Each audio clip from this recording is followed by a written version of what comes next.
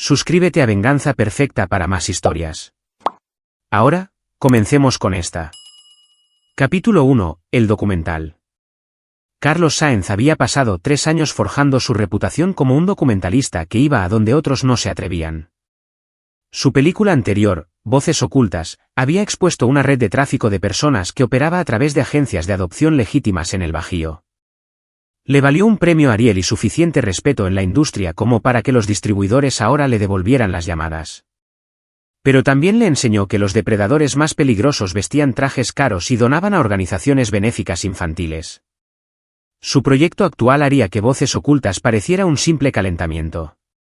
Durante 8 meses, Carlos había estado documentando una historia que comenzó con un suicidio que no fue un suicidio. ¿El doctor? Mateo Herrera, un oncólogo investigador en el Centro Médico Nacional Siglo XXI, supuestamente había saltado desde la ventana de su oficina. El informe policial era pulcro y ordenado: depresión, estrés laboral, deudas crecientes. Pero la hermana de Mateo, Elena Vargas, se negaba a aceptarlo. Había contratado a Carlos con los ahorros de su vida porque ningún periodista quería tocar la historia. Mi hermano estaba desarrollando un protocolo de tratamiento que realmente funcionaba, le había dicho Elena durante su primera reunión, con las manos temblando mientras deslizaba un expediente sobre la mesa. Pacientes con cáncer de páncreas en etapa 4, 12 de ellos, mostrando una remisión completa. Luego, de repente, su investigación fue contaminada, su financiamiento retirado, y 2 semanas después, está muerto. Carlos había aprendido a confiar en el instinto de esas manos temblorosas.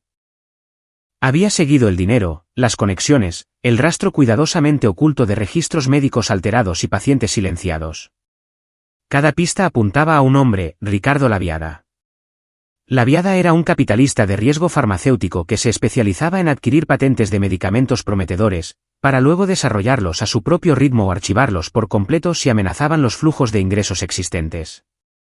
Su compañía, Innovamed Capital, controlaba una parte tan grande del mercado de medicamentos oncológicos que los médicos susurraban su nombre con una mezcla de miedo y asco.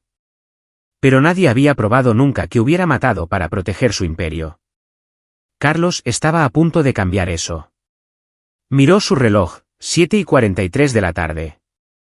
Su esposa, Laura, se estaría preguntando dónde estaba. Le dijo que se reuniría con una fuente, lo cual era cierto, aunque había omitido que la fuente era Jaime Benítez, un ex técnico de laboratorio de Innovamed que finalmente había accedido a hablar ante la cámara sobre los ensayos de medicamentos falsificados. Jaime había estado paranoico durante semanas, y esta noche, había sonado genuinamente aterrorizado por teléfono. El lugar de la entrevista seguía cambiando. Primero un estacionamiento, luego una cafetería. Ahora, se suponía que debían reunirse en un parque cerca del embarcadero. Los instintos de Carlos, perfeccionados por años de trabajo de investigación, le gritaban que algo andaba mal. Pero necesitaba el testimonio de Jaime. Sin él, tenía pruebas circunstanciales y la palabra de la afligida hermana de un hombre muerto. Había tomado un taxi fuera de su estudio de edición en Polanco, demasiado concentrado en repasar sus preguntas como para notar la ruta que tomaba el conductor. Solo cuando llevaban 20 minutos de viaje, Carlos levantó la vista y se dio cuenta de que iban en la dirección equivocada. «Oiga, el embarcadero está». Señor Sáenz, interrumpió el conductor. Era un hombre mayor, de unos 60 años, con hebras plateadas en su pelo muy corto. Sus ojos se encontraron con los de Carlos en el espejo retrovisor con una intensidad que hizo que la mano de Carlos se moviera instintivamente hacia la manija de la puerta. «Pero usted no va a ir allí esta noche». La placa de identificación del conductor decía, Guillermo Ponce. «Mire, no sé qué». Guillermo metió la mano en su chaqueta. Carlos se tensó, su mente repasando escenarios, pero el conductor solo sacó un sobre grueso. Se lo entregó sin apartar la vista de la carretera. 400,000 pesos en efectivo, dijo Guillermo en voz baja. Bájese en el próximo semáforo. No vaya a casa esta noche. No llame a su esposa. No vaya a la policía. Desaparezca durante 72 horas. Luego, tome ese dinero y suba a un avión. Guatemala, Belice, no me importa. Simplemente salga de la Ciudad de México. Las manos de Carlos temblaban mientras abría el sobre. Billetes de 500 pesos, nuevos y bien apilados. Esto no era una broma. ¿Quién es usted? Alguien que sabe lo que le espera en esa reunión en el embarcadero. Alguien que sabe lo que le espera en casa. La voz de Guillermo era firme pero urgente. Jaime Benítez está muerto, señor Sáenz. Lo ha estado durante 3 horas. La policía aún no lo ha encontrado, pero lo hará. Y cuando lo hagan, encontrarán sus huellas dactilares en la escena, su ADN y una confesión que supuestamente grabó donde admite que usted le pagó para fabricar su testimonio sobre Innovamed Capital. Las palabras golpearon a Carlos como un golpe físico. Eso es imposible. No he visto a Jaime en 5 días. En su estudio de edición. A las 11 de la mañana.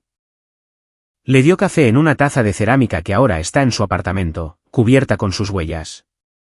Le están tendiendo una trampa, y es tan perfecta que... El teléfono de Guillermo sonó. El tono era ordinario, un timbre genérico, pero el efecto en Guillermo Ponce fue todo lo contrario. Su piel morena se volvió cenicienta. Agarró el volante con tanta fuerza que Carlos pudo ver los nudillos blancos. Durante un largo momento, Guillermo solo miró el teléfono vibrando en el portavasos. Luego contestó, poniéndolo en altavoz. Se suponía que debías entregarlo hace 2 horas.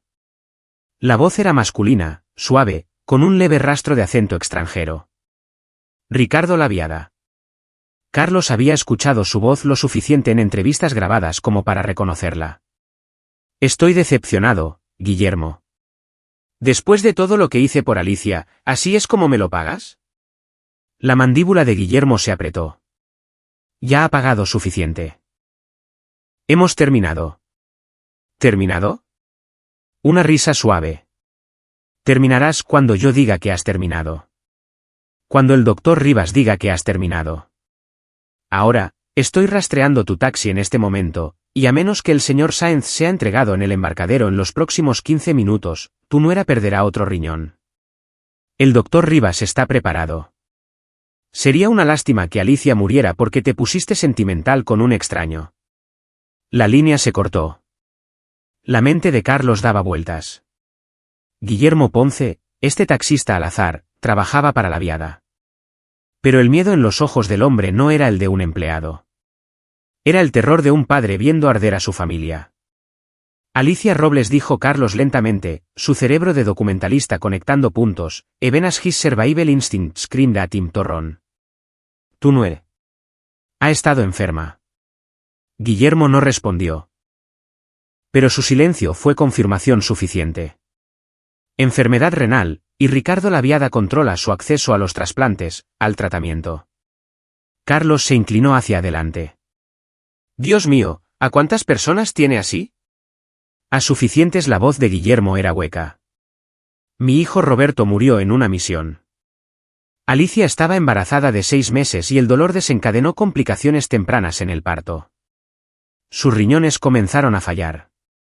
Está en diálisis 3 veces por semana y tiene una niña pequeña, mi nieta Maya, de 4 años. Laviada se enteró. Hizo que su gente se me acercara hace 6 meses. Dijo que podía poner a Alicia en la parte superior de la lista de trasplantes. Todo lo que tenía que hacer era conducir un taxi, y ocasionalmente, recoger a clientes específicos. ¿Y hacer qué con ellos? Guillermo lo miró a los ojos en el espejo. Usted es el primero con el que no pude seguir adelante. Carlos procesó esto a la velocidad del rayo. Había construido una carrera leyendo a la gente, viendo más allá de las mentiras hasta la verdad subyacente. Guillermo Ponce no era un mal hombre. Era un hombre desesperado, atrapado en la misma trampa en la que Laviada se especializaba, usar el amor de la gente en su contra. ¿A dónde cree Laviada que me llevas? A una bodega cerca del embarcadero. Una antigua instalación de almacenamiento farmacéutico propiedad de Innovamed. Hay 3 hombres esperando. Harán que tu muerte parezca que atacaste a Jaime Benítez, y que él te mató en defensa propia antes de sucumbir a sus heridas. Asesinato-suicidio. Tu documental muere contigo, y la historia se convierte en la de un cineasta obsesionado que no pudo aceptar que su teoría de la conspiración era errónea. El semáforo de adelante se puso en rojo. Esta era la oportunidad de Carlos para correr. Podía tomar el dinero, desaparecer, protegerse, dejar que Guillermo enfrentara las consecuencias de desafiar a la Viada. Pero Carlos pensó en las manos temblorosas de Elena Vargas, en los 12 pacientes de cáncer que se habían curado y luego recayeron misteriosamente después de la muerte de Mateo Herrera, en Alicia Robles y la pequeña Maya Ponce de 4 años, en cuántas otras familias la Viada había destruido. Pensó en Laura, su esposa de 6 años, esperándolo en casa. Laura, que había apoyado su trabajo documental incluso cuando significaba meses de él persiguiendo pistas y durmiendo 4 horas por noche. Laura, a quien había planeado sorprender con un viaje de fin de semana a la costa después de terminar este proyecto. Y tomó una decisión. Llévame a casa, dijo Carlos.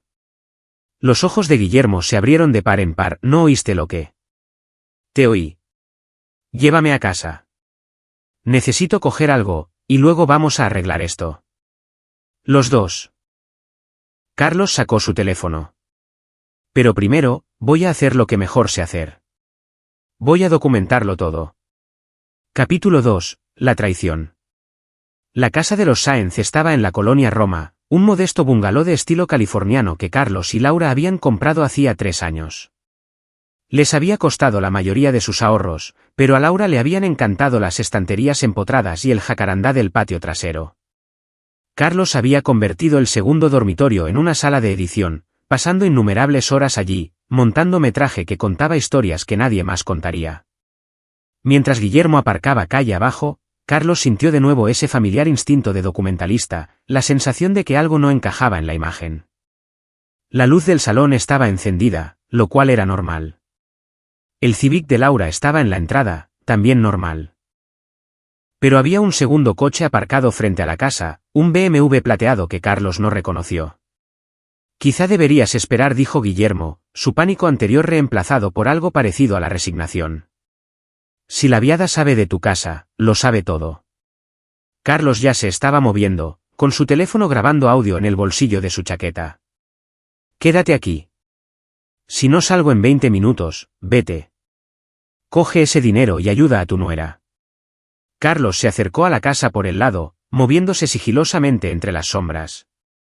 Años de trabajo documental le habían enseñado a ser invisible cuando era necesario. Podía oír voces a través de la ventana de la cocina, la risa de Laura, brillante y despreocupada de una manera que no había oído en meses, y la voz de un hombre, suave y segura. Se asomó por la ventana.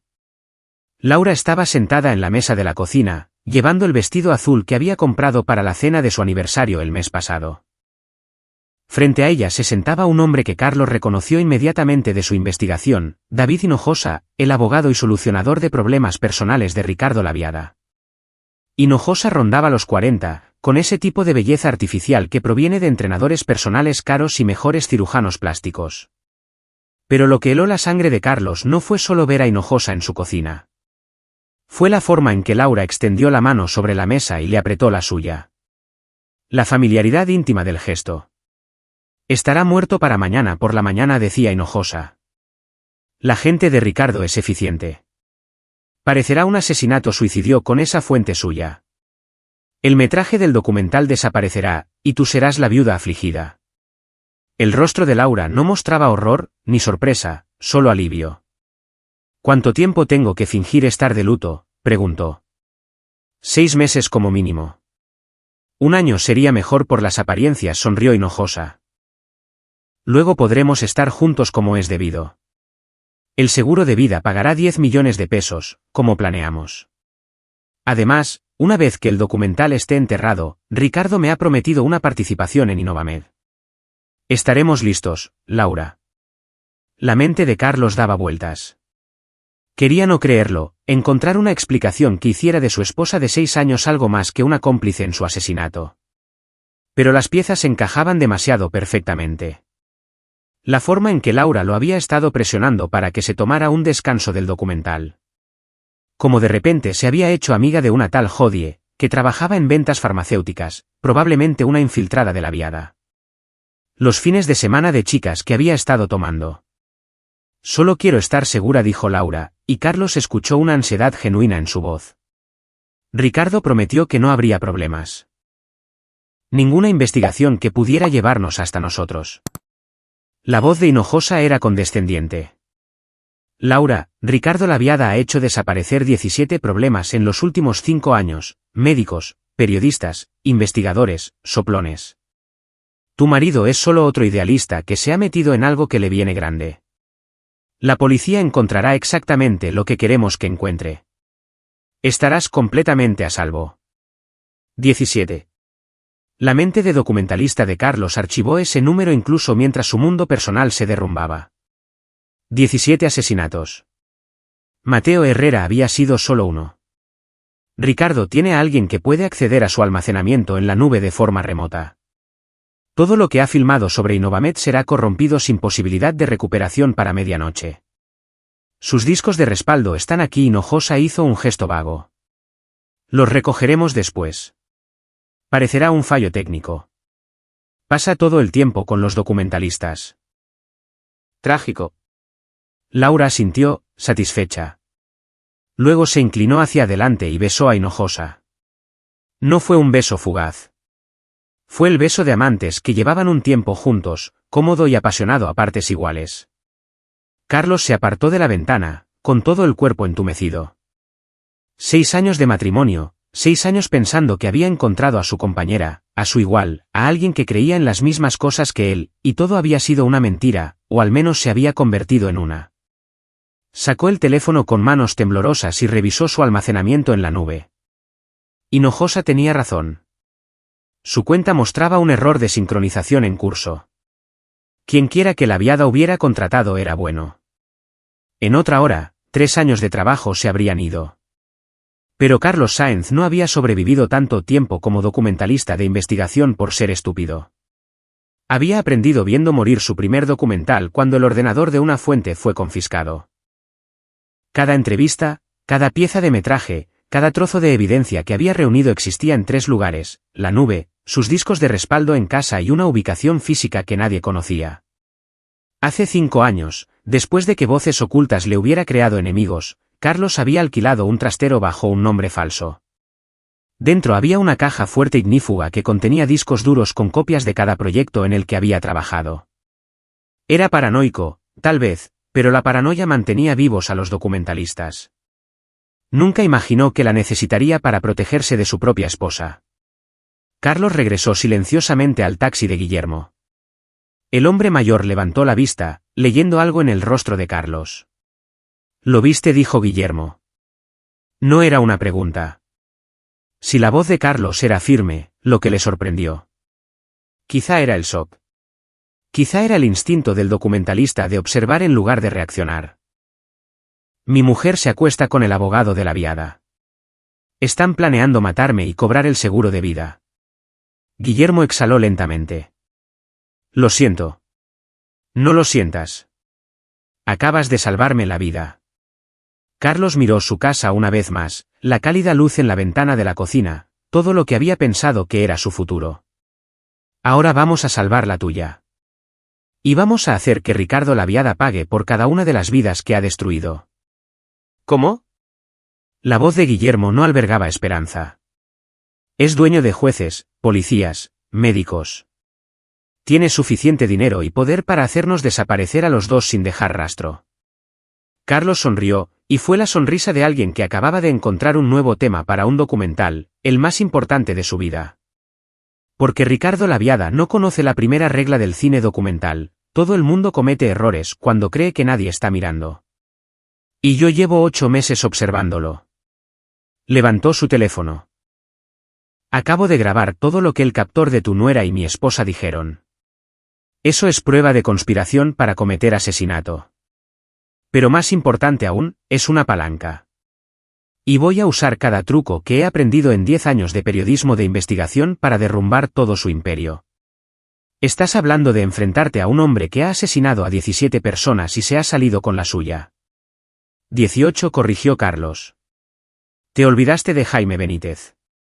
Se encontró con la mirada de Guillermo. No voy a desaparecer, Guillermo. No voy a huir. Voy a hacer lo que mejor sé hacer, contar una historia.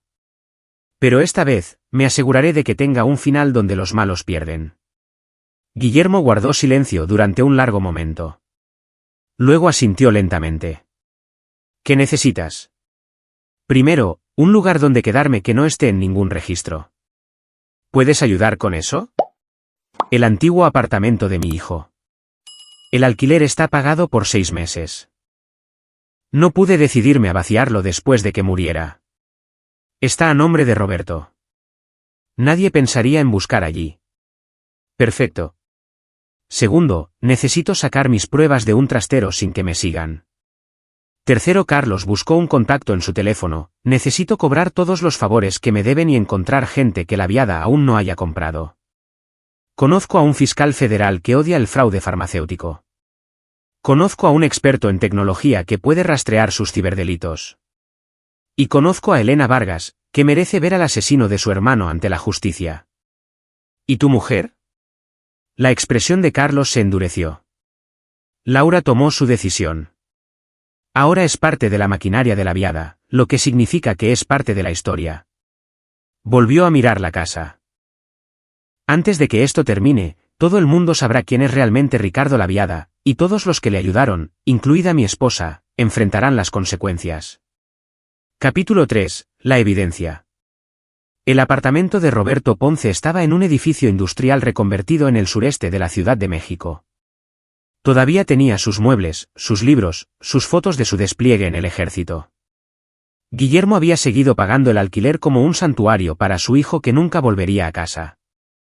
Carlos pasó la primera hora allí documentando todo lo de la noche, subiendo copias encriptadas de sus grabaciones a múltiples servidores seguros, marcando la hora de todo, construyendo un rastro digital que no pudiera ser borrado.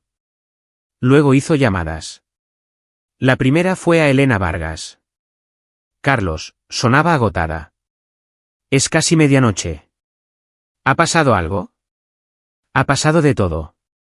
Necesito que escuches con atención y no interrumpas. Durante los siguientes 10 minutos, se lo contó todo, la muerte de Jaime Benítez, la trampa, la traición de Laura, la historia de Guillermo sobre Alicia Robles. Necesito saber, ¿sigues en esta lucha? Porque se ha vuelto mucho más peligrosa. Hubo una larga pausa. Luego, mi hermano fue asesinado porque quería salvar vidas.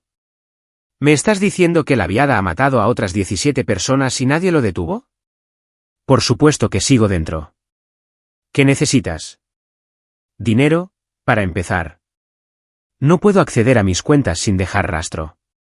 Y necesito que contactes a alguien por mí, un fiscal de la Fiscalía General de la República llamado César Campos. Dile que Carlos Sáenz tiene pruebas de múltiples homicidios relacionados con fraude farmacéutico, y que necesito inmunidad y protección a cambio de mi testimonio. ¿Hecho? ¿Qué más? Ponte a salvo. Si la viada se da cuenta de que sigo vivo y no coopero, podría usarte como palanca.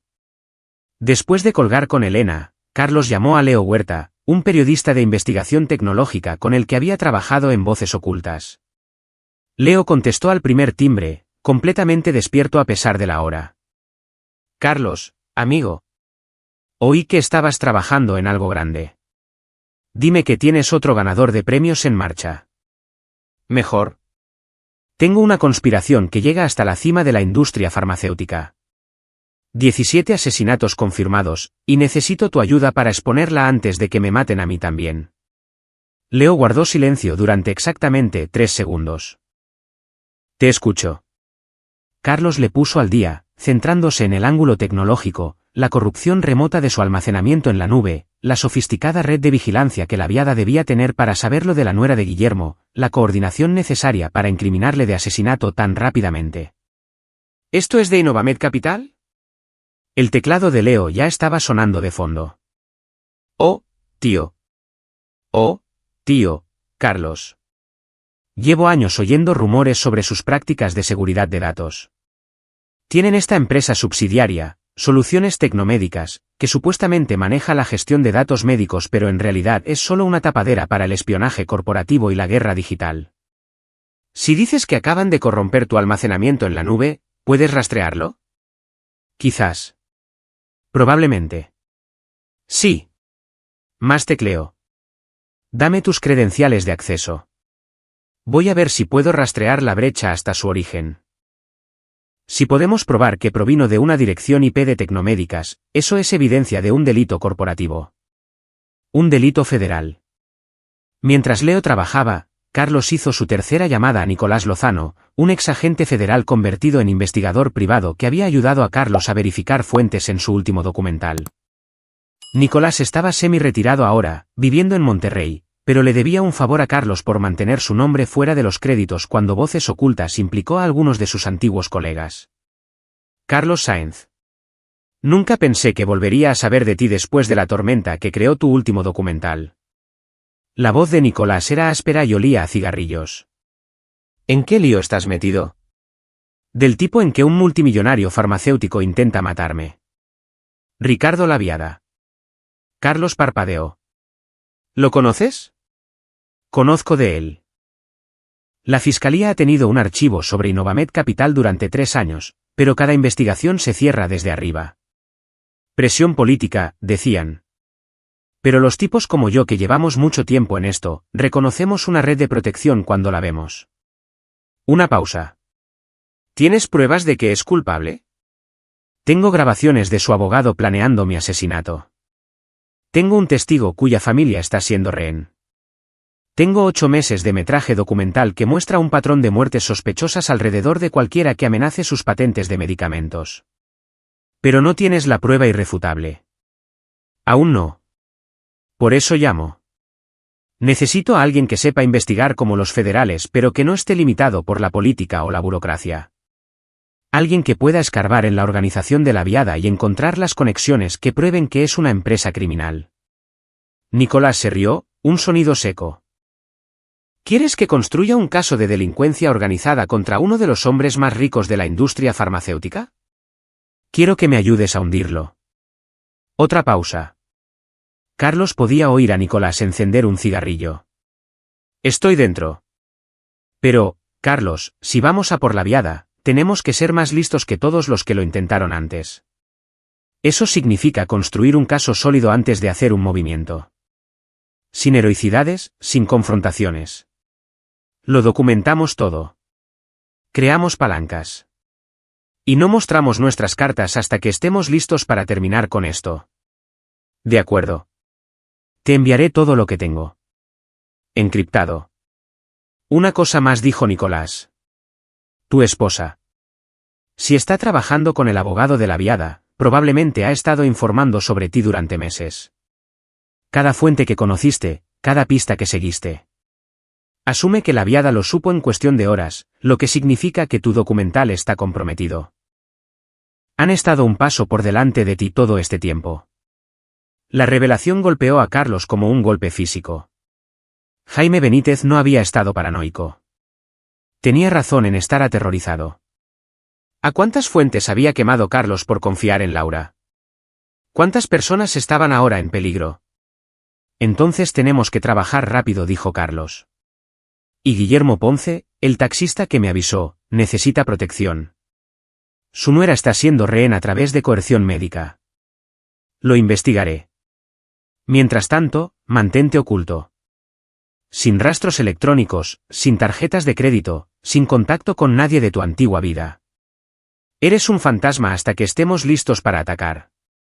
Después de las llamadas, Carlos se sentó en el apartamento de Roberto Ponce, rodeado por las posesiones de un soldado muerto, y se permitió procesar lo que había sucedido. En el lapso de 6 horas, había perdido a su esposa, su hogar, su documental y casi su vida. Ricardo Laviada lo había superado en cada movimiento. Pero Laviada también había cometido un error. Había dejado vivir a Carlos, y había subestimado lo que un periodista de investigación podía hacer cuando se le llevaba al límite. Carlos había pasado una década aprendiendo a exponer secretos, a encontrar la verdad enterrada bajo capas de mentiras, a contar historias que la gente poderosa no quería que se contaran. Ahora, iba a contar la historia más importante de su vida. Guillermo salió del dormitorio donde había estado intentando dormir. Deberías descansar. Mañana tenemos que... Mañana, vamos a visitar a tu nuera, interrumpió Carlos. Necesito documentar su historia. Grabarla en cámara si está dispuesta. El poder de Laviada proviene del secreto. Controla a la gente amenazando lo que aman en privado, donde nadie puede ver. En el momento en que arrojemos luz sobre ello, su poder de coacción desaparecerá. Está aterrorizada, Carlos. Tiene una hija de 4 años que proteger. Y seguirá aterrorizada hasta que detengan a la viada. Pero entiendo si dice que no. Carlos miró al hombre mayor. Guillermo, ¿por qué me avisaste? Podrías haberme entregado en esa bodega, salvar a tu nuera, volver a tu vida. ¿Por qué arriesgarlo todo? Guillermo guardó silencio durante un largo momento. Mi hijo Roberto me escribió una carta antes de su último despliegue. Dijo que estaba orgulloso de servir porque creía que algunas cosas valían la pena morir, proteger a personas inocentes de aquellos que abusaban del poder. Cuando lo mataron, pensé que eso era un sacrificio noble, patriotismo, palabras vacías. Se encontró con la mirada de Carlos. Pero cuando la viada me dijo que te entregara para que murieras, y vi el miedo en tus ojos, todo en lo que podía pensar era, Roberto murió para que gente como tú pudiera contar la verdad. Si ayudaba a asesinarte, todo en lo que mi hijo creía era una mentira. Carlos sintió que algo cambiaba en su pecho. Tu hijo estaría orgulloso de ti. Quizás. O quizás solo soy un viejo tonto que nos va a matar a los dos. Guillermo sonrió sombríamente. Pero he sido un cobarde durante demasiado tiempo. Si vamos a hacer esto, hagámoslo bien. Carlos asintió. Mañana a primera hora, vamos a ver a Alicia. Luego, vamos a coger mis pruebas del trastero. Y después, vamos a empezar a construir el caso que derrumbará el imperio de Ricardo Laviada. Afuera, la Ciudad de México dormía, sin saber que uno de sus residentes más poderosos estaba a punto de enfrentar su juicio. Dentro del apartamento, dos aliados improbables planeaban una guerra contra un hombre que se creía intocable. Ricardo Laviada había hecho desaparecer a 17 personas, pero nunca se había enfrentado a alguien que supiera cómo hacer que las historias vivieran para siempre. Capítulo 4. Los rehenes. Alicia Robles vivía en un pequeño apartamento en Ecatepec, uno de los municipios obreros del área metropolitana. Tenía 31 años pero parecía mayor, su rostro demacrado por años de diálisis y el estrés de la maternidad en solitario. Cuando Guillermo llamó a su puerta a las 9 de la mañana, la pequeña Maya Ponce respondió, una niña de 4 años de ojos brillantes que gritó, «Abuelo», y se lanzó a los brazos de Guillermo. «¿Quién es ese?» Maya señaló a Carlos. «Un amigo», dijo Guillermo. «¿Está tu mamá en casa?» Alicia apareció desde la cocina, y Carlos vio el puerto del catéter de diálisis visible en su cuello, el agotamiento en sus ojos. Se quedó helada cuando lo vio. «Guillermo, no. No puedes traer a nadie aquí. Si el doctor Rivas se entera». «¿El doctor?» «Rivas trabaja para Ricardo Laviada», dijo Carlos suavemente. «Y Laviada está usando tu enfermedad para controlar a tu suegro. Estoy aquí para ayudar a detener eso».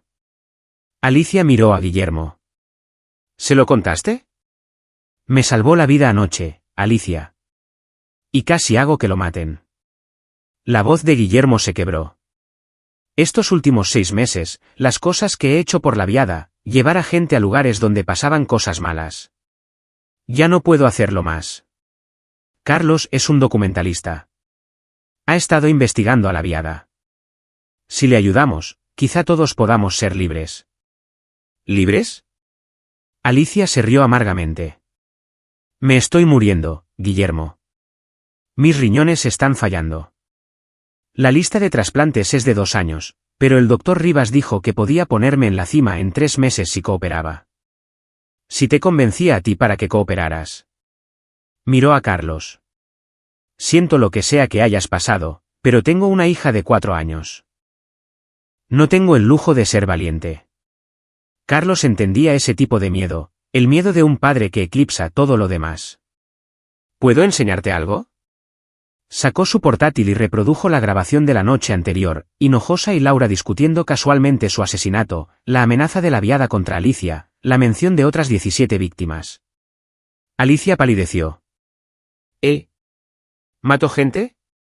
17 que sepamos. Médicos, investigadores, periodistas. Cualquiera que amenazara sus ganancias.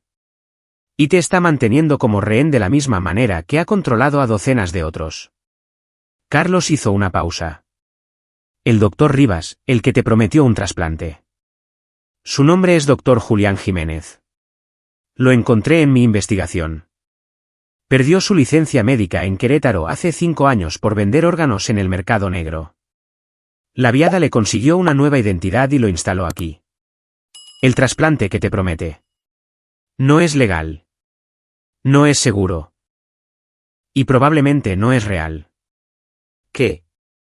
Carlos mostró documentos en su portátil, artículos de periódico sobre el arresto de Jiménez, registros de la Junta Médica, una comparación de fotos que mostraba que Jiménez y Rivas eran la misma persona.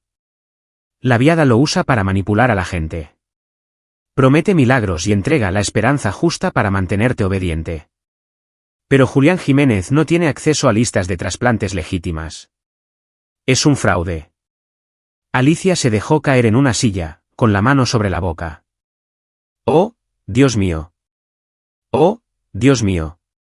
Convencí a Guillermo para que trabajara para un asesino porque pensé. Miró a Maya, jugando con sus juguetes en la esquina. ¿Qué hago? ¿Me dejas documentar tu historia?, dijo Carlos. Sales ante la cámara y cuentas la verdad sobre cómo la Viada explota a los enfermos. Protegeré tu identidad si quieres, pero necesito tu testimonio para mostrar su patrón de coerción. ¿Y luego qué? Simplemente encontrará a otro médico para amenazarme. Seguiré muriéndome. Quizás no. Carlos sacó su teléfono y le mostró un mensaje de Elena Vargas que había llegado hacía una hora. Tengo una fuente cuyo hermano desarrolló un revolucionario protocolo de tratamiento contra el cáncer, el doctor Mateo Herrera. La Viada lo mandó matar, pero su hermana tiene todas sus notas de investigación. Antes de morir, Mateo también estaba investigando técnicas de regeneración renal. Si podemos hacer llegar su investigación a médicos legítimos, que profesionales médicos reales la revisen. Eso podría llevar años. O podría salvar tu vida y la de docenas de otros. Pero solo si la Viada no lo entierra primero. Carlos la miró a los ojos. Sé que tienes miedo. Sé que solo quieres proteger a tu hija. Pero la Viada va a seguir hiriendo a la gente, matando a la gente, a menos que alguien lo detenga. Ayúdame a hacerlo. Alicia miró a Guillermo, luego a Maya, y de nuevo a Carlos. Si hago esto, tienes que prometerme algo. Pase lo que pase, incluso si no lo logro, asegúrate de que Maya esté cuidada. Guillermo la criará. Pero merece un fondo fiduciario, dinero para la universidad, un futuro. Haz que la Viada pague por eso. Te lo prometo, dijo Carlos. Durante las 2 horas siguientes, entrevistó a Alicia ante la cámara. Ella contó su historia, cómo la gente de la Viada se le había acercado 6 meses después de su diagnóstico, cómo el doctor Jiménez había parecido un milagro, cómo las amenazas habían sido sutiles al principio pero se volvieron más explícitas. Le dio a Carlos nombres de otros pacientes que Jiménez había tratado, personas que desaparecieron o murieron en circunstancias misteriosas. Fue un testimonio devastador, y era exactamente lo que Carlos necesitaba. Después de terminar con Alicia, Carlos y Guillermo condujeron hasta el trastero de Carlos en Naucalpan. Era una instalación anónima, del tipo que no hace preguntas mientras pagues en efectivo. Carlos lo había alquilado bajo el nombre de Theo Olan, un seudónimo que había usado para recibir documentos sensibles. Dentro de la unidad climatizada había una caja fuerte ignífuga que contenía discos duros con cada trozo de evidencia de la investigación de la Viada, entrevistas con Elena Vargas, registros médicos que vinculaban muertes sospechosas con Innovamed Capital, documentos financieros que mostraban empresas fantasma y sobornos, metraje de los asociados de la Viada llevando a cabo lo que solo podía describirse como espionaje corporativo. Pero la evidencia más condenatoria estaba en un disco etiquetado como Protocolo Fénix. Hace 6 meses, Carlos había entrevistado a una exinvestigadora de Innovamed llamada doctora Karina Flores, que había huido del país después de presenciar algo que la aterrorizó. Había accedido a una videoconferencia desde su escondite en La Paz, Baja California Sur. Y lo que le contó fue explosivo. Ricardo no solo compra investigaciones de medicamentos prometedoras y las entierra, había dicho la doctora Flores, con el rostro oculto en las sombras.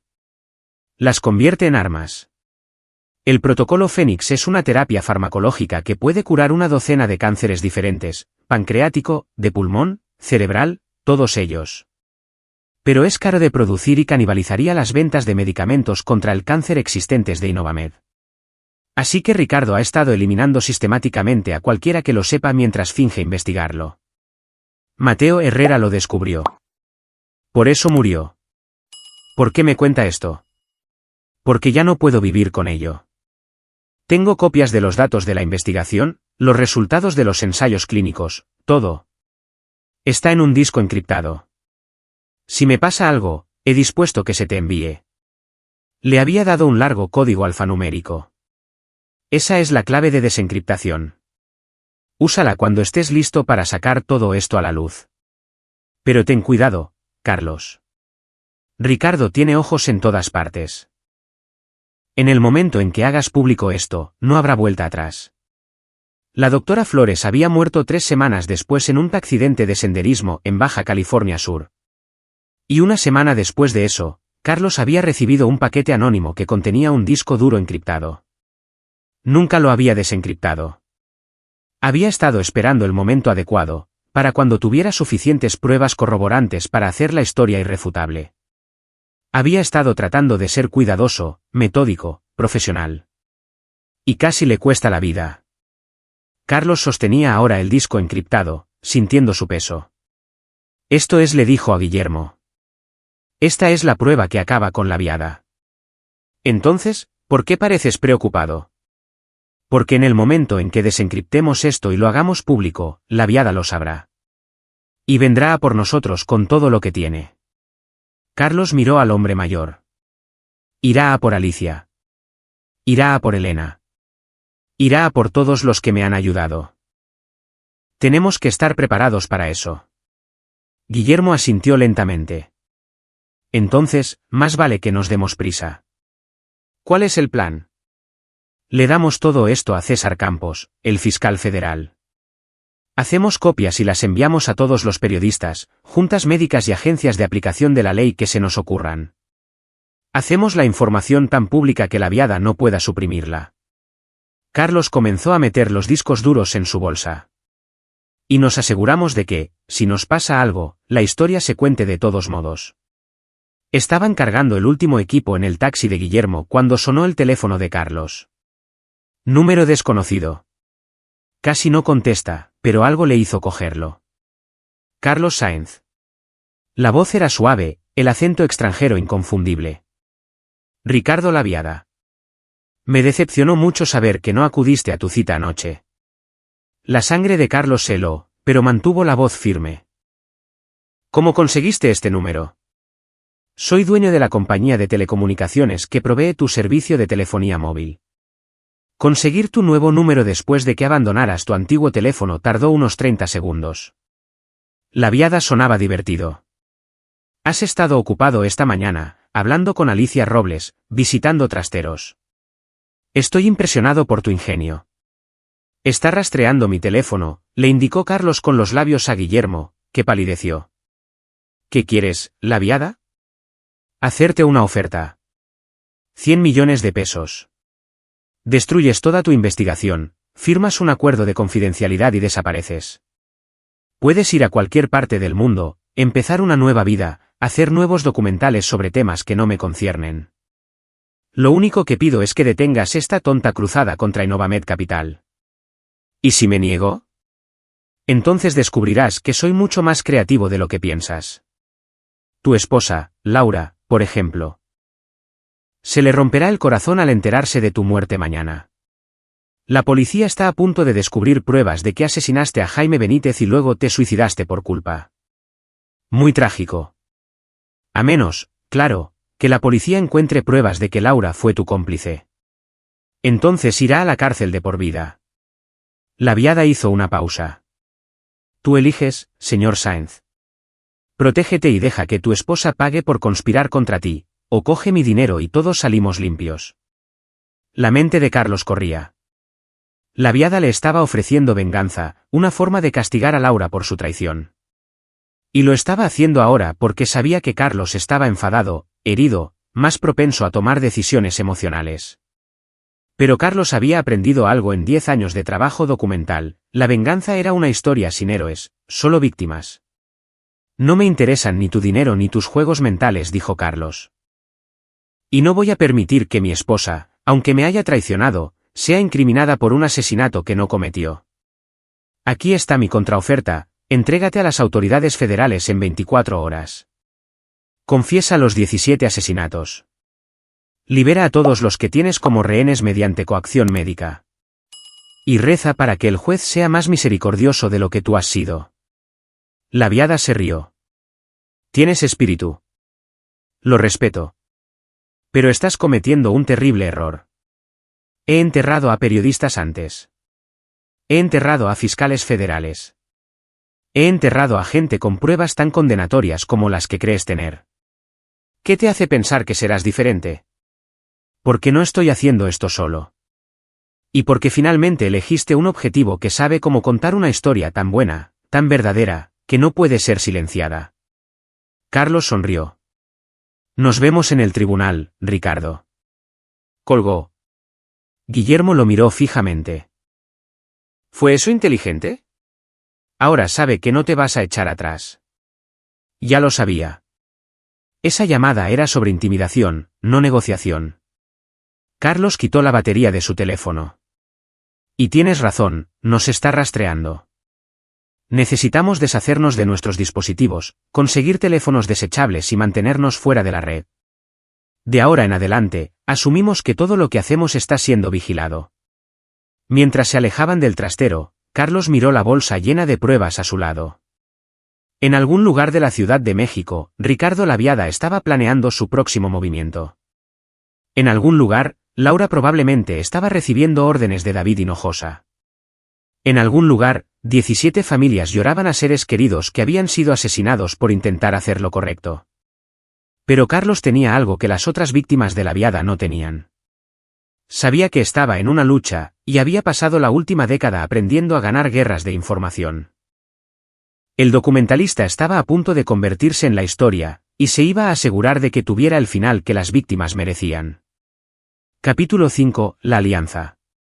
César Campos era un fiscal federal que se había hecho una reputación persiguiendo delitos de guante blanco. Tenía 42 años, y poseía esa intensidad concentrada que proviene de crecer en Iztapalapa y luchar para obtener un título de abogado en el ITAM. Carlos lo había conocido durante la investigación de Voces Ocultas, cuando César había utilizado las pruebas del documental de Carlos para construir un caso federal contra la red de tráfico. Se encontraron en un restaurante en Toluca, lo suficientemente lejos de la CDMX como para que la red de vigilancia de Laviada tuviera problemas para rastrearlos. César llegó con una mujer que Carlos no reconoció, de mirada aguda, de unos 30 años, con el porte de alguien que había visto combate. Esta es la agente federal Raquel Bravo, dijo César. Pertenece a la División de Delincuencia Organizada. Después de que llamaste, contacté a algunas personas. Resulta que la Fiscalía ha estado intentando armar un caso contra Innovamed Capital durante 3 años. Raquel asintió a Carlos y Guillermo. 4 agentes trabajaron en esa investigación. 3 fueron reasignados después de presiones políticas desde arriba. El cuarto, mi compañero, fue asesinado en lo que el informe oficial llama un asalto al azar. Su voz era dura. Sé que Ricardo Laviada es un asesino. Simplemente no he podido probarlo. César dice que tú puedes.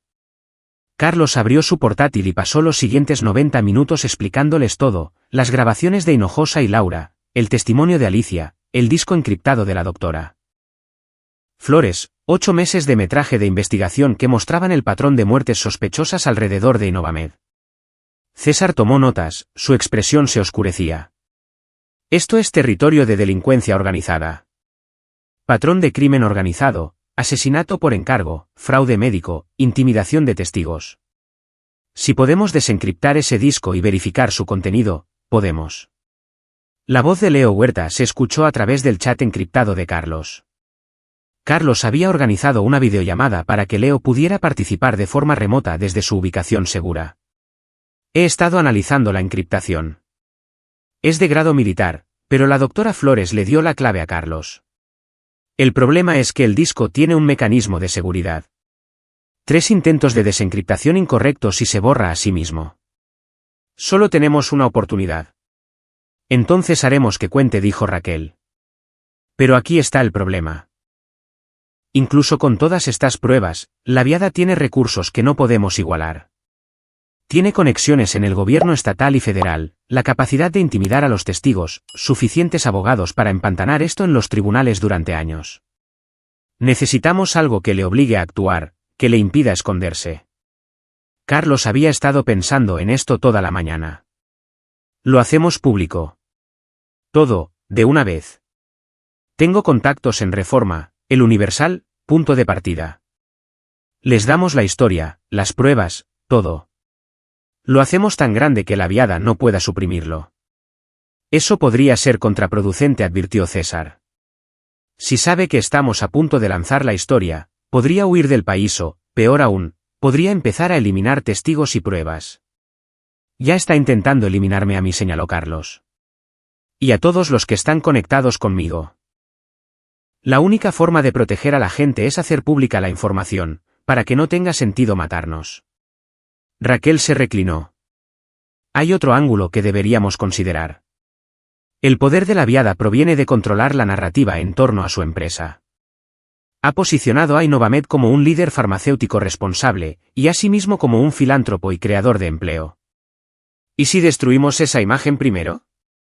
Hacerlo tan tóxico que sus aliados políticos lo abandonen. ¿Cómo?, preguntó Guillermo. Organizamos una conferencia de prensa, dijo Raquel. Anunciamos una investigación federal sobre Innovamed Capital. No revelamos todas nuestras pruebas todavía, solo lo suficiente para que la historia sea real. Los medios se volverán locos. El precio de las acciones de la Viada se desplomará. Su junta directiva entrará en pánico.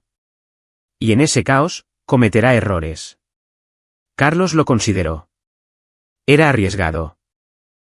Estarían mostrando sus cartas antes de estar completamente listos. Pero Raquel tenía razón en que necesitaban controlar la narrativa. Necesitamos una protección férrea para los testigos. Alicia, Elena, Guillermo. Todos son vulnerables. Protección de testigos, dijo César. Puedo arreglar eso, y podría conseguir que un juez firme órdenes de protección de emergencia. Miró a Raquel. ¿De verdad crees que la fiscalía respaldará esto? Creo que mis jefes no tendrán otra opción una vez que sea público. No pueden ser vistos protegiendo a un asesino en serie, aunque sea rico. Raquel sonrió sombríamente. Y tengo suficiente información comprometedora sobre las personas que cerraron la última investigación como para que cooperen si saben lo que les conviene. Durante las siguientes horas, planearon. Leo desencriptaría el disco de la doctora Flores y verificaría su contenido. Elena proporcionaría testimonio de experto médico sobre la investigación de su hermano. Guillermo y Alicia darían declaraciones sobre el impacto en las víctimas. César coordinaría con las fuerzas del orden. Raquel se encargaría de la estrategia mediática y la protección de testigos. Y Carlos haría lo que mejor sabía hacer, convertir 8 meses de investigación en una narrativa convincente e innegable que haría imposibles de ignorar los crímenes de Ricardo La Viada.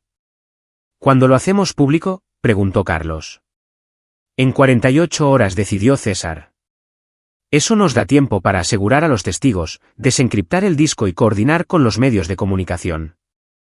Anunciaremos la investigación el viernes por la tarde, en horario de máxima audiencia para los noticieros de la noche. Para el lunes, La Viada será el hombre más odiado de México. Cuando la reunión terminó, Raquel llevó a Carlos a un lado. Necesito decirte algo sobre tu esposa. Carlos se tensó. ¿Qué pasa con ella? Después de que César me contara tu caso, hice una verificación de antecedentes. Laura Nájera, antes de ser Laura Sáenz, trabajó para una firma de marketing farmacéutico llamada Invex Comunicaciones. ¿Adivina quién era su mayor cliente?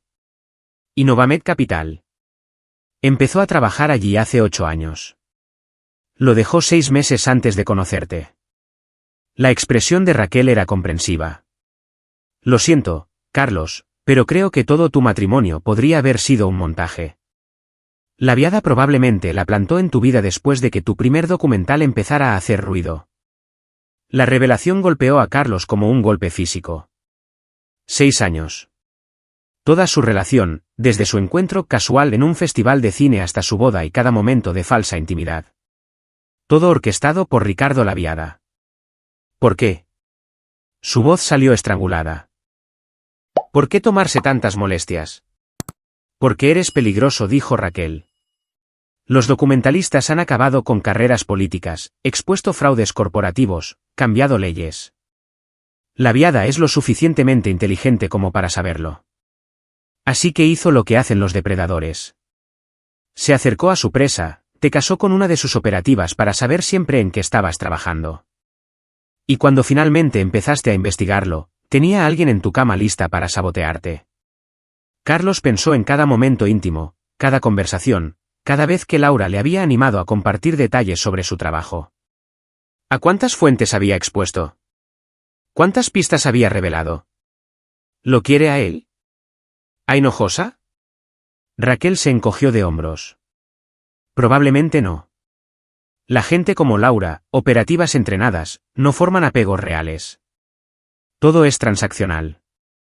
Estaba haciendo un trabajo. De alguna manera, eso era peor. Al menos si Laura se hubiera enamorado de otra persona, habría sido humano. Esto era simplemente manipulación fría. Necesito que me prometas algo, dijo Carlos. Cuando esto se haga público y la Viada caiga, quiero que Laura sea acusada como cómplice de conspiración para cometer asesinato. Quiero que enfrente lo que ha hecho.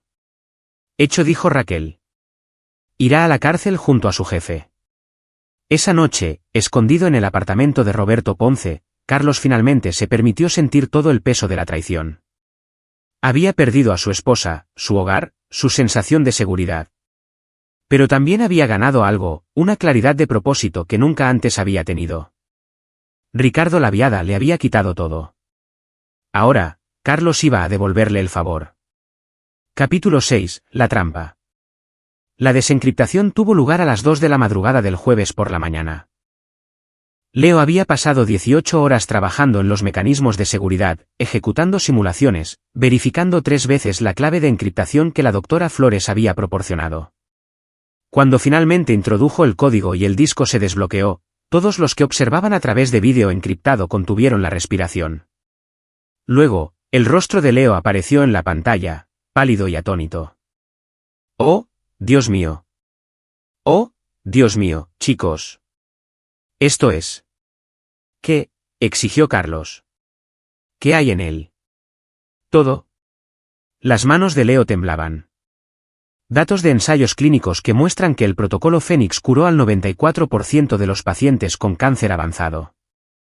Cadenas de correos electrónicos de la Viada ordenando suprimir la investigación. Registros financieros que muestran que sobornó a funcionarios de la COFEPRIS para ralentizar la aprobación de medicamentos competidores. Grabaciones de vídeo de él ordenando literalmente el asesinato del doctor Herrera. Está grabado, Carlos. Está grabado diciendo, haced que parezca un suicidio. La sala estalló. César ya estaba al teléfono con su jefe. Raquel estaba buscando listas de contactos de todos los medios de comunicación del país. Elena comenzó a llorar, una mezcla de alivio y rabia. Carlos sintió una extraña calma apoderarse de él. Esta era la prueba definitiva que acabaría con Ricardo la Viada. Haz copias, le ordenó a Leo. Encríptalas y envíalas a 15 ubicaciones diferentes, almacenamiento en la nube, discos físicos, todo. Quiero que esta información esté respaldada tan a fondo que la Viada no pueda destruirla ni aunque lanzara una bomba nuclear sobre todo Internet. Ya estoy en ello, dijo Leo. Pero Carlos, hay algo más. El disco tiene metadatos de GPS incrustados en los archivos de vídeo. Podemos probar exactamente dónde se grabó cada pieza de evidencia, lo que significa que podemos conectar a la Viada directamente con las escenas del crimen, terminó Raquel. Esto es oro para la fiscalía. Pasaron las siguientes 6 horas organizando las pruebas en una presentación que sería devastadora. César contactó a todas las agencias federales con jurisdicción, FGR, CENAPI, COFEPRIS. Raquel organizó equipos de protección de testigos para asegurar a Alicia, Elena y Guillermo. Carlos editó un documental de 20 minutos que se estrenaría durante la conferencia de prensa, una compilación de los grandes éxitos de los crímenes de la Viada. Para el jueves por la tarde, estaban listos. La conferencia de prensa estaba programada para el viernes a las 3 de la tarde en el Juzgado Federal del Centro de la Ciudad de México. Se había avisado a todos los principales medios de comunicación de que habría revelaciones importantes sobre una prominente compañía farmacéutica. Las escaleras del juzgado estarían repletas de cámaras. Ricardo Laviada no tendría ninguna advertencia hasta que fuera demasiado tarde. Excepto que no fue así como sucedió. El jueves a las 6 de la tarde, sonó el teléfono desechable de Carlos. Número desconocido de nuevo. En contra de su buen juicio, contestó. Señor Sáenz.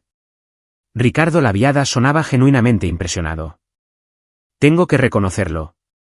Ha sido más ingenioso de lo que esperaba. La investigación federal, la protección de testigos, la conferencia de prensa de mañana. Muy astuto. La sangre de Carlos se heló. ¿Cómo? Por favor. ¿Crees que no tengo fuentes en las fuerzas del orden, en los medios, en el juzgado federal? Laviada se rió. He sabido de tus planes durante 12 horas. Solo quería ver hasta dónde lo llevarías. Entonces sabes que estás acabado. ¿Lo estoy? Porque esto es lo que sé ahora mismo. Hay un equipo táctico acercándose al apartamento de Roberto Ponce donde te escondes. Hay otro equipo acercándose a la casa de Alicia Robles. Un tercer equipo está en el hotel de Elena Vargas. Y tengo a David Hinojosa de pie fuera de la oficina donde tu amigo fiscal César Campos está trabajando hasta tarde. Carlos miró por la ventana. 3 camionetas negras se detenían frente al edificio. Tienes una opción, continuó Laviada. Cancela la conferencia de prensa, destruye todas tus pruebas y márchate. O mato a todos los que te importan, empezando por Alicia y su hija. Te haré mirar por videoconferencia. Luego Elena. Luego Guillermo. Luego César y la agente Bravo. Y finalmente, si sigues siendo terco, haré que maten a Laura también. De forma sangrienta. Estás de farol. Pero la voz de Carlos temblaba. ¿Lo estoy? Mira por tu ventana. El hombre que sale de la camioneta principal es Francisco Palma. Es exmiembro de las Fuerzas Especiales, ahora un contratista privado que empleo para proyectos especiales. Ha matado a 14 personas para mí, señor Sáenz. Es muy bueno en eso. Y ahora mismo, tiene órdenes de subir a ese apartamento y matarte a golpes a menos que me llames en los próximos 60 segundos y aceptes mis términos. Carlos observó a Francisco Palma entrar en el edificio. El hombre era enorme, moviéndose con la confianza casual de alguien que había matado antes y volvería a matar. Su mente corría. Todo lo que habían construido, todas las pruebas, el caso federal estaba a punto de colapsar si Laviada cumplía sus amenazas. Pero si se rendía ahora, si dejaba que Laviada ganara, 17 personas asesinadas nunca verían justicia. Alicia moriría esperando un trasplante que nunca llegaría. Elena pasaría el resto de su vida sabiendo que el asesino de su hermano andaba libre. Y Ricardo Laviada volvería a matar. 30 segundos, dijo Laviada. Carlos tomó una decisión. Necesito saber algo primero. ¿Por qué lo hiciste? ¿Por qué matar a Mateo Herrera? ¿Por qué suprimir una cura para el cáncer? Ya eres inmensamente rico. ¿Por qué matar gente por más dinero que no necesitas? Laviada guardó silencio por un momento. Cuando volvió a hablar, su voz había perdido la diversión. Realmente no lo entiendes, ¿verdad? No se trata de dinero. Se trata de control. Cada cura que suprimo, cada investigador que elimino, cada paciente al que niego tratamiento. Es una prueba de que puedo hacerlo. De que soy más inteligente que ellos, más poderoso, intocable. ¿Sabes cuántas personas han intentado detenerme? Periodistas, fiscales, políticos, incluso otros ejecutivos farmacéuticos. Todos fracasaron. Todos aprendieron que Ricardo Laviada hace lo que quiere, y nadie puede detenerlo. Suena solitario, dijo Carlos. Ser el depredador más inteligente en una jaula que tú mismo construiste. 15 segundos. Esto es lo que pasa con los documentalistas, dijo Carlos, su voz firme ahora. Somos muy buenos grabando conversaciones como esta, que ha estado transmitiéndose en vivo a César Campos, la agente Bravo, Leo Huerta y una docena de agentes federales que ahora mismo están triangulando tu ubicación basándose en la señal de tu móvil. Saluda a la fiscalía, Ricardo. Hubo un largo y helado silencio. Mientes, dijo la viada, pero la incertidumbre se había colado en su voz. ¿Lo hago? Comprueba el precio de tus acciones. Empezó a desplomarse hace unos 5 minutos, cuando Leo filtró algunas de las pruebas del protocolo Fénix a los analistas de la bolsa. Revisa las noticias. César acaba de emitir una declaración anunciando una investigación federal sobre Innovamed Capital. Mira tu teléfono. Apuesto a que tienes un montón de llamadas de pánico de los miembros de la Junta.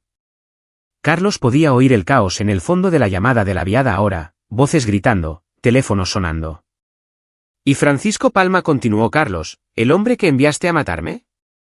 Raquel Bravo lo está arrestando en el vestíbulo ahora mismo. Resulta que cuando amenazas a testigos federales, la FGR se lo toma muy en serio. Tu equipo en el apartamento de Alicia también está siendo arrestado. Lo mismo con los tipos en el hotel de Elena y fuera de la oficina de César. Esto no ha terminado, siseó la viada. Tengo abogados, recursos, conexiones. No tienes nada, interrumpió Carlos. Porque mientras estabas ocupado amenazándonos, nosotros estábamos ocupados convirtiéndote en el hombre más odiado de México. La conferencia de prensa sigue en pie para mañana, Ricardo. La única diferencia es que ahora podemos incluir una grabación tuya confesando un asesinato y amenazando con matar a una niña de 4 años. ¿Cómo crees que va a sentar eso? Colgó. Por un momento, Carlos se quedó allí, temblando de adrenalina. Luego llamó César. ¿Lo grabaste todo?, preguntó Carlos. Cada palabra. Acaba de confesar conspiración para cometer asesinato, manipulación de testigos y otros 6 delitos graves. Y rastreamos la llamada. Está en su mansión en las lomas de Chapultepec. La FGR se está moviendo ahora. Funcionó, dijo Carlos, apenas creyéndolo. El plan realmente funcionó. Tu plan, dijo Raquel, su voz uniéndose a la llamada. Dejarle pensar que había ganado, sacarle la confesión. Fue brillante. Demente, pero brillante. Guillermo salió del dormitorio donde había estado observando todo. ¿Alicia está a salvo? Está a salvo, confirmó Raquel. Todos los testigos están seguros, y Francisco Palma está bajo custodia. Ya está intentando llegar a un acuerdo. Carlos se dejó caer en una silla, el peso de las últimas 48 horas finalmente golpeándolo. Lo habían logrado. Realmente habían vencido a Ricardo la viada en su propio juego. Pero mientras miraba las pruebas esparcidas por el apartamento de Roberto Ponce, los discos duros llenos de muerte, el testimonio de vidas destruidas, los años de sufrimiento que podrían haberse evitado, Carlos no sintió triunfo, solo agotamiento y una tristeza profunda. La conferencia de prensa de mañana, dijo, quiero hacer algo diferente. No quiero que sea sobre la caída de la viada. Quiero que sea sobre las víctimas, Mateo Herrera y los otros 16. Quiero que sus familias hablen. Quiero que Alicia cuente su historia. Quiero que la gente entienda lo que nos quitaron. De acuerdo, dijo César. Esto no es sobre venganza. Es sobre justicia. Afuera, la noche de la Ciudad de México se instaló en su reinado habitual. En algún lugar de la ciudad, agentes federales estaban arrestando a uno de los hombres más poderosos de la industria farmacéutica. Mañana, el mundo sabría la verdad. Pero esta noche, en el apartamento de un soldado muerto, Carlos Sáenz se permitió un momento de silenciosa victoria. Ricardo la viada había cometido un error fatal, había subestimado el poder de una buena historia, bien contada. Y ahora, el mundo entero estaba a punto de escucharla. Capítulo 7. El juicio de la verdad. La conferencia de prensa del viernes por la tarde se convirtió en una tormenta mediática.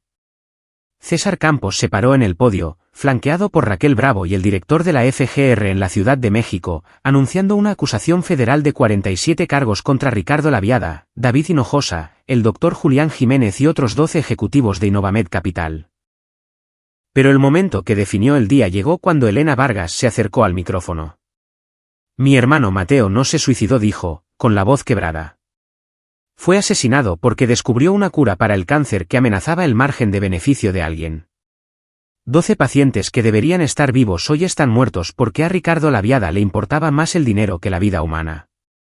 Estoy aquí hoy no solo por Mateo, sino por todas las familias que han perdido a alguien por un cáncer que podría haberse prevenido. El protocolo Fénix funciona. La investigación es real. Y ahora, finalmente, va a ver la luz del día. La comunidad médica explotó. En cuestión de horas, oncólogos de todo el mundo estaban analizando los datos de la investigación de la doctora Flores.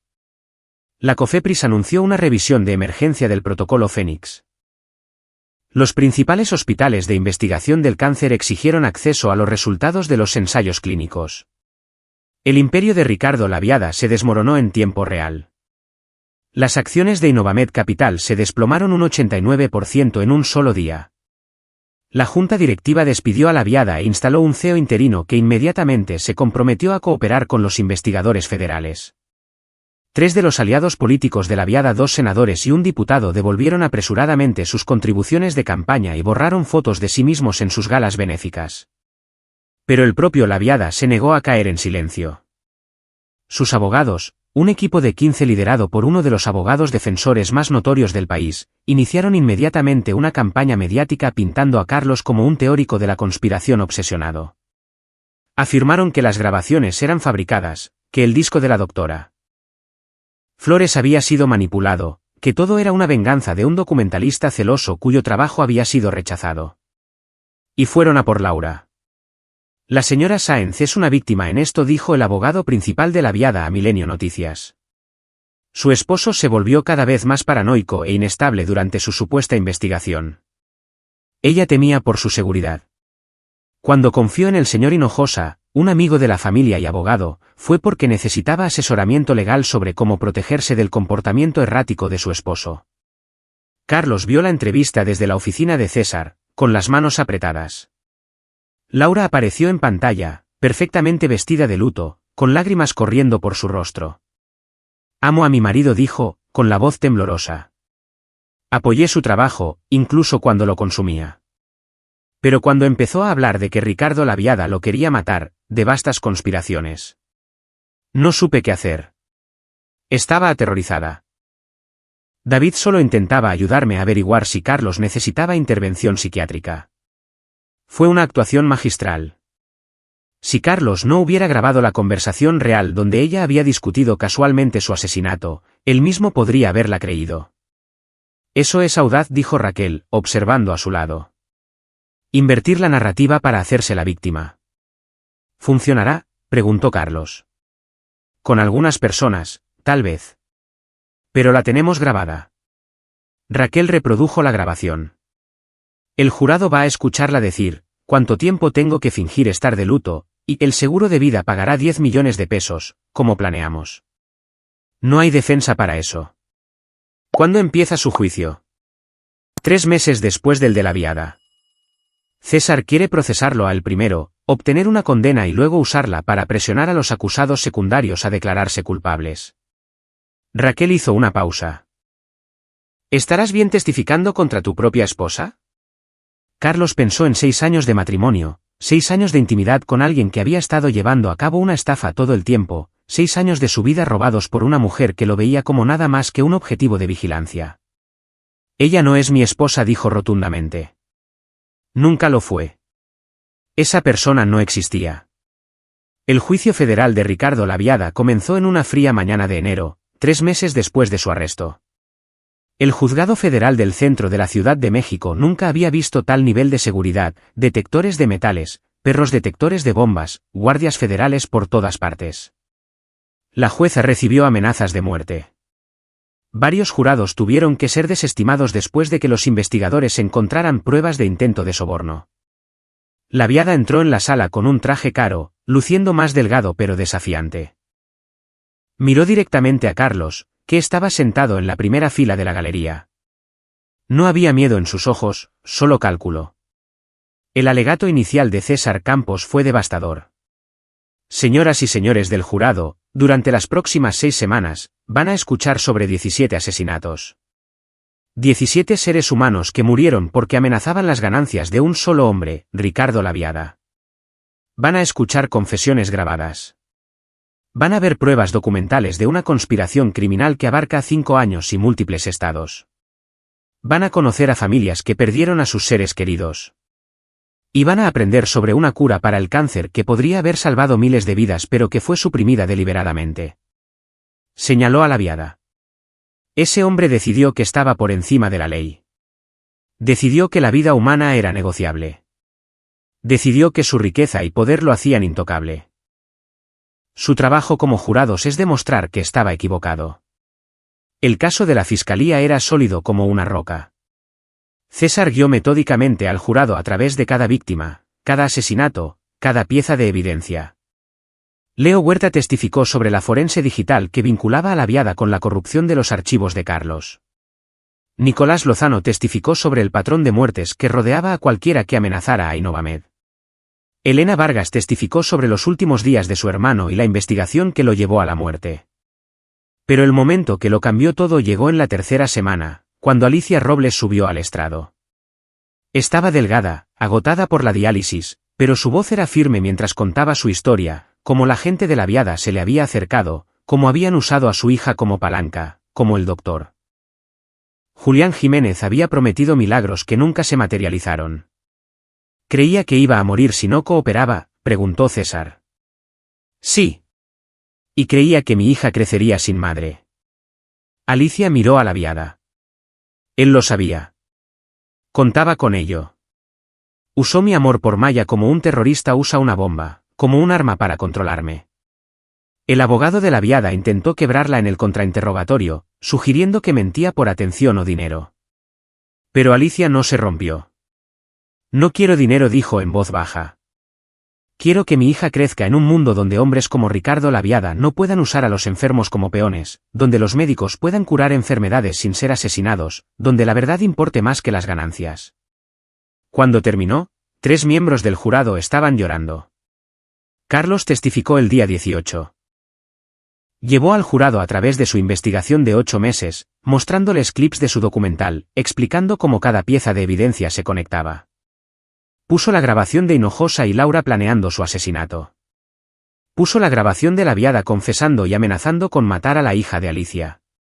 El abogado de la Viada intentó pintarlo como un obsesionado, como alguien que había fabricado pruebas para hacer un documental sensacionalista. Señor Sáenz, ¿no es cierto que su matrimonio estaba fracasando y culpó al señor la Viada por sus problemas personales? No, dijo Carlos con calma. Mi matrimonio fracasó porque mi esposa era una espía corporativa enviada para sabotear mi trabajo, lo cual está documentado en aproximadamente 40 horas de grabaciones de vigilancia que la muestran reuniéndose con ejecutivos de Inovamed durante los últimos 6 años. ¿Grabó a su propia esposa? Grabo todo. Es lo que hacen los documentalistas. Carlos miró al jurado.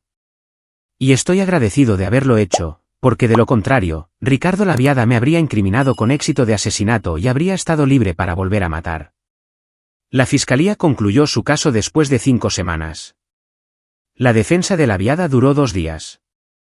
No tenían testigos, ni pruebas, ni una narrativa alternativa creíble, solo ataques al carácter de la fiscalía y desesperados intentos de crear una duda razonable donde no existía ninguna.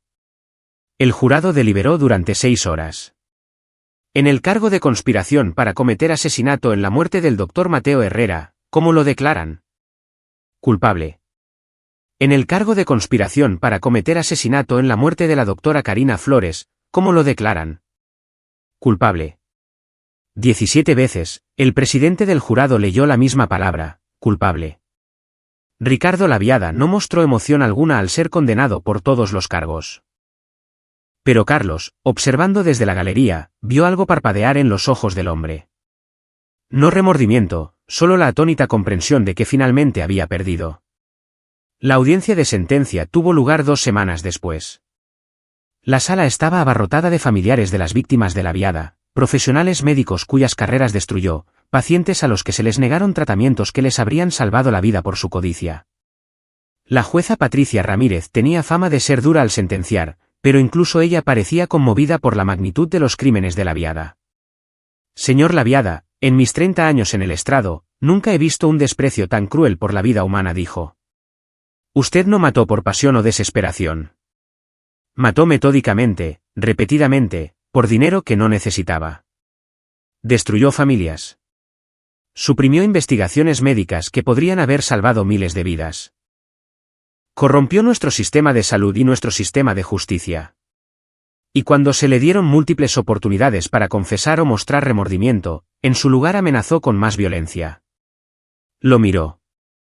La Fiscalía ha recomendado múltiples cadenas perpetuas consecutivas sin posibilidad de libertad condicional. Voy a exceder esa recomendación. Por cada uno de los 17 cargos de conspiración para cometer asesinato, lo sentencio a cadena perpetua sin libertad condicional, a cumplirse consecutivamente, por un mínimo de 340 años en una prisión federal. Morirá en prisión, señor Laviada. Y el mundo estará más seguro por ello. Mientras los guardias se llevaban a Laviada, él miró a Carlos por última vez. Sin amenazas, sin desafío, solo reconocimiento. Un depredador reconociendo a otro depredador que había demostrado ser más hábil.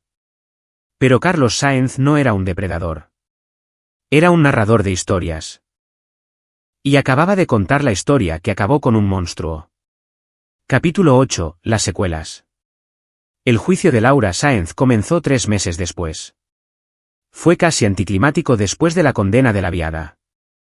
Su abogado intentó argumentar que había sido coaccionada, manipulada, que era otra de las víctimas de Laviada. Pero las grabaciones eran condenatorias, y Raquel había descubierto pruebas de que Laura recibía pagos de Innovamed desde hacía 7 años. El jurado la declaró culpable de conspiración para cometer asesinato y fraude de seguros. Recibió 25 años en una prisión federal.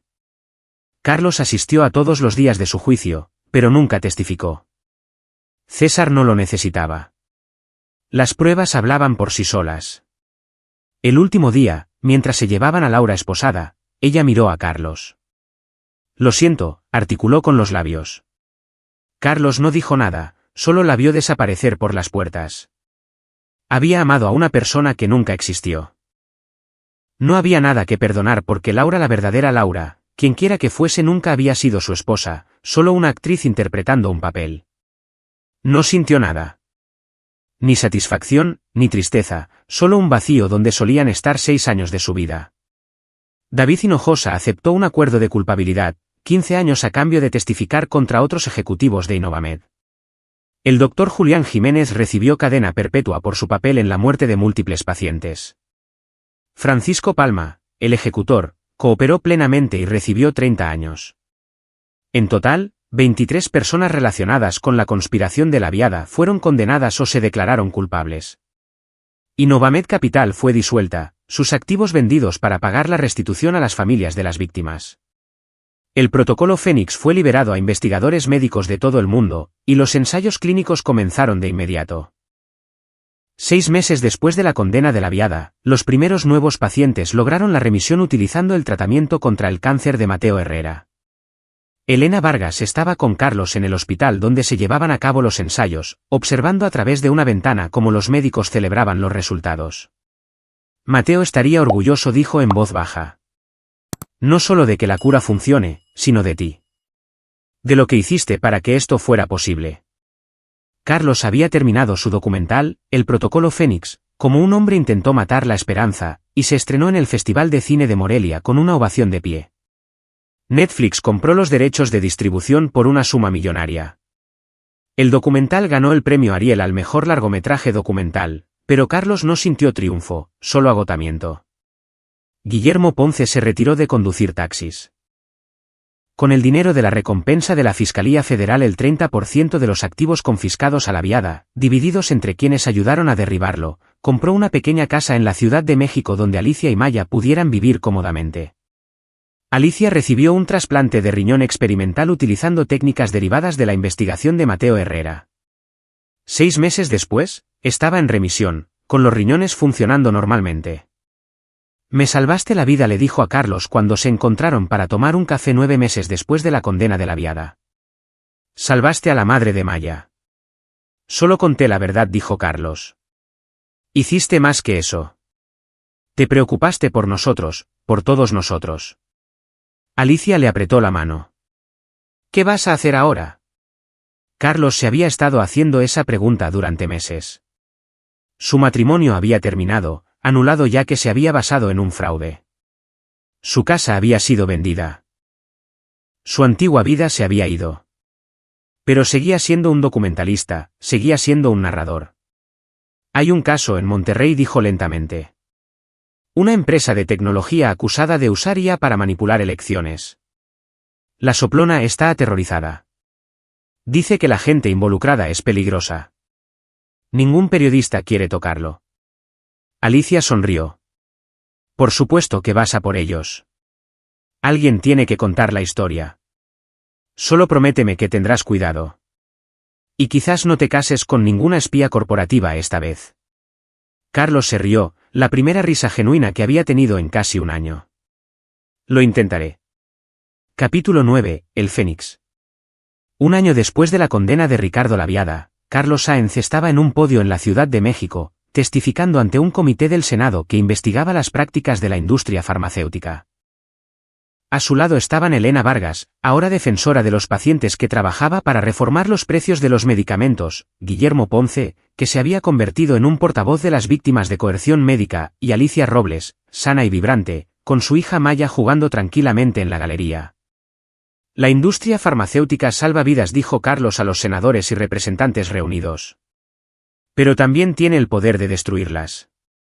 Ricardo Laviada no fue una anomalía. Fue un síntoma de un sistema que valora las ganancias por encima de los pacientes, que permite a las corporaciones suprimir investigaciones si amenazan las ganancias trimestrales, que trata la vida humana como una mercancía. Mostró una presentación. Desde la condena de Laviada, hemos identificado otros 12 casos en los que investigaciones médicas prometedoras fueron suprimidas o los investigadores fueron intimidados. El protocolo Fénix no fue único. Fue solo el que logramos exponer. El presidente del comité se inclinó hacia adelante. Señor Sáenz, ¿está diciendo que hay otras curas que se están ocultando? Estoy diciendo que hay un problema sistémico que necesita soluciones sistémicas, divulgación obligatoria de los datos de los ensayos clínicos, protección para los soplones médicos, sanciones penales para los ejecutivos que suprimen investigaciones que salvan vidas. Si no arreglamos esto, habrá otro Ricardo Laviada, y más gente morirá. La audiencia duró 6 horas. Al final, 3 senadores se habían comprometido a patrocinar una legislación que se conocería como la Ley Herrera, una reforma farmacéutica radical que convertía en delito federal suprimir investigaciones médicas que mostraran promesa en el tratamiento de enfermedades potencialmente mortales. No era suficiente. Nunca podría ser suficiente para deshacer el daño que Laviada había causado, las 17 vidas que había arrebatado, los miles de pacientes que habían muerto porque el protocolo Fénix había sido suprimido durante 5 años. Pero era algo. Esa noche, Carlos se reunió con la soplona de Monterrey que lo había contactado sobre el caso de manipulación de elecciones con IA. Se llamaba Marina Valdés, y estaba aterrorizada, al igual que lo había estado Elena, al igual que lo había estado Alicia. No sé si puedo hacer esto, dijo Marina, con las manos temblando. Esta gente. Las cosas de las que son capaces. Lo sé, dijo Carlos suavemente. Sé que tienes miedo. Pero esto es lo que he aprendido. La gente que hace cosas terribles, que abusa del poder y hiere a personas inocentes, confía en el silencio. Confía en el miedo. En el momento en que hablas, en el momento en que dices la verdad, les quitas su poder. ¿Y si vienen a por mí? Entonces lo documentaré. Me aseguraré de que el mundo lo sepa. Me aseguraré de que se cuente tu historia. Carlos la miró a los ojos. No puedo prometerte que estarás a salvo. No puedo prometerte que no habrá consecuencias. Pero puedo prometerte que si tienes el coraje de hablar, no lo enfrentarás sola. Marina pensó en esto durante mucho tiempo. Luego asintió. Vale. Hagámoslo. Contemos la historia. Mientras Carlos comenzaba su nueva investigación, pensó en el último año. Había perdido a una esposa que nunca había sido realmente su esposa. Había perdido su hogar, su sensación de seguridad, su creencia ingenua de que hacer lo correcto siempre llevaría a un final feliz. Pero también había ganado algo. Había aprendido que la gente común, taxistas, hermanas afligidas y madres solteras, podía enfrentarse a monstruos y ganar. Había aprendido que la verdad, debidamente documentada y contada con valentía, era más poderosa que cualquier conspiración. Había aprendido que la justicia no era un destino, sino una lucha continua, una que requería vigilancia y coraje y la voluntad de seguir contando historias que necesitaban ser contadas. Ricardo Laviada estaba en prisión. Laura estaba en prisión.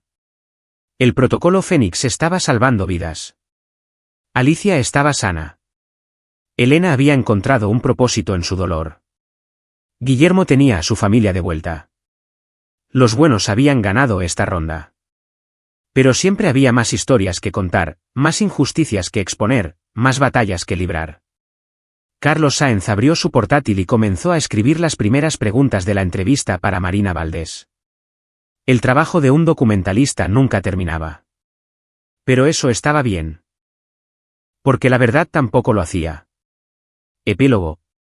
3 años después, el documental de Carlos sobre el caso de manipulación de elecciones con IA, Democracia Exe, como la tecnología secuestró nuestro voto, ganaría su segundo premio Ariel. La investigación llevaría al encarcelamiento de 6 ejecutivos de tecnología y a una legislación radical que regulaba la IA en las elecciones. 5 años después, el protocolo Fénix sería responsable de salvar más de 50,000 vidas, con una tasa de curación del 91% para cánceres previamente terminales.